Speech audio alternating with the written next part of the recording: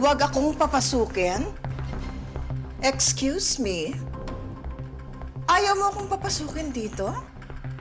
Eh, hindi ba bahay naman ni Julius ito? Nabahay ko na ngayon.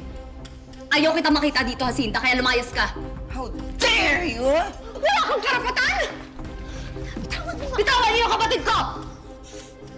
O yan. Buksan mo. Tignan mo kung ano yan. Para malaman mo kung sino talaga ang walang karapatan sa atin.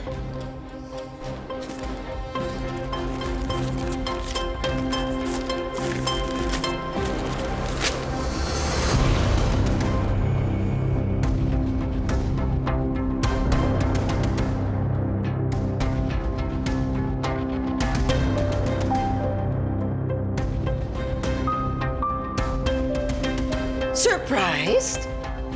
Pinapatunayan dyan na walang bisa ang kasal ninyo ni Julius. Kaya all these years na feel mo na misis ka at byuda ka ni Julius,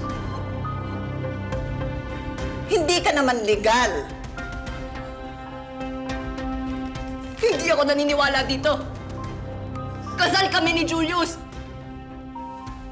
Alam mo, Jacinta, gawa-gawa mo to eh. Hindi ko alam kung paano, pero hindi to totoo! Kasal kami ni Julius!